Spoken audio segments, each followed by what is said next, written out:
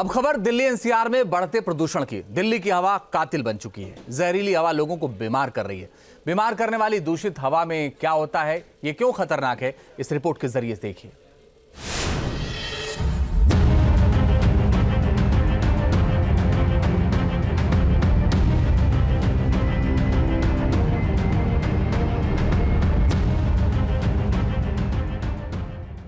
अड़तीस सिगरेट जितनी विषैली है दिल्ली की हवा।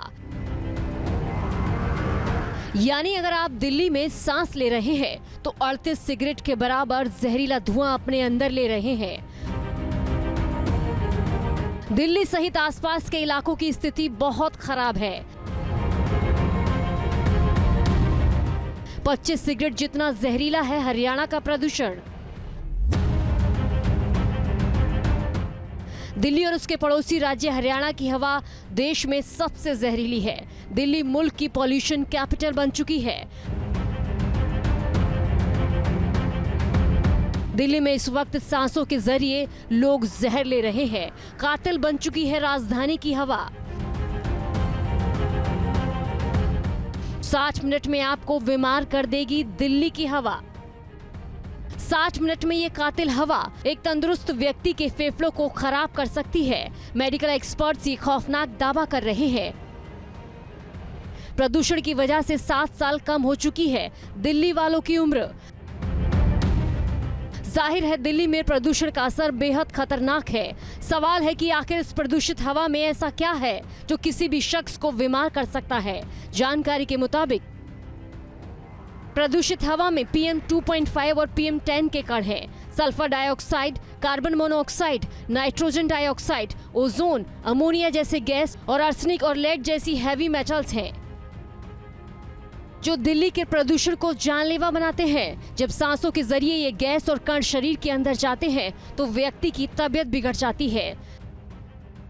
हेल्थ इम्पैक्ट्स की बात करें तो वो बहुत ही ज़्यादा सीरियस है। मतलब पर्टिकुलेट मैटर भी हो गया या NO2, SO2, CO की बात करते हैं, इनका थोड़ा सा भी एक्सपोजर बहुत ज़्यादा इम्पैक्ट करता है। और स्पेसिफिकली हम ओजोन का देखें तो ओजोन का जो स्टैंडर्ड है वो ऑटोमेटिकली 8 घंटे और 1 घंटे के लिए बनाया गया है। यानी कि उसका हल्का सा भी कॉन्सेंट्रेशन हमारी हेल्थ को बहुत डैमेज कर सकता है बहुत। एंड उसके इफ़ेक्ट्स जो होते हैं वो काफ़ी लॉन्ग टर्म होते हैं रेस्पिरेटरी इलनेसेस में और कार्डियोवैस्कुलर डिजीजेस में। वैसे एक्सपर्ट्स का मानना है कि पॉल्यूशन के लिए दिल्ली NCR में लगातार बढ़ती गाड़ियों की संख्या और निर्माण का काम सबसे ज्यादा जिम्मेदार है। Centre for science and environment की रिपोर्ट के मुताबिक दिल्ली के प्रदूषण में 50% भागीदारी व्हीकल पॉल्यूशन की है। गाड़ियों से निकलने वाला नाइट्रोजन डाइऑक्साइड स्मॉग के लिए जिम्मेदार है। नाइट्रोजन डाइऑक्साइड से बच्चों और बुजुर्गों के फेफड़ों पर असर हो रहा है। जानकारों का मानना है कि दिल्ली को अगर प्रदूषण मुक्त बनाना है तो प्राइवेट गाड़ियों पर लगाम लगाना जरूरी है। पूरे साल भर जो हमें एक्शन लेने चाहिए वो सबसे पहले जब हमें पता है कि ट्रांसपोर्ट सेक्टर लोकल सोर्सेज में से 50% से ज़्यादा कंट्रीब्यूट कर रहा है, तो उसके लिए हमें स्ट्रॉन्ग पब्लिक ट्रांसपोर्ट सिस्टम लाना चाहिए कि जो कंजेशन बढ़ गया है रोड में उसको रिड्यूस कर सके एंड लोग अपने पर्सनल व्हीकल्स को छोड़ के पब्लिक ट्रांसपोर्ट को यूज़ करके अपना कम्यूट कर सके। हवा जो जिंदगी देती है, दिल्ली में वही हवा अब दम घोटू बन गई है। प्रदूषण से बीमार हुए मरीजों से अस्पताल पटे पड़े हैं। दिल्ली में हेल्थ इमरजेंसी जैसे हालात है।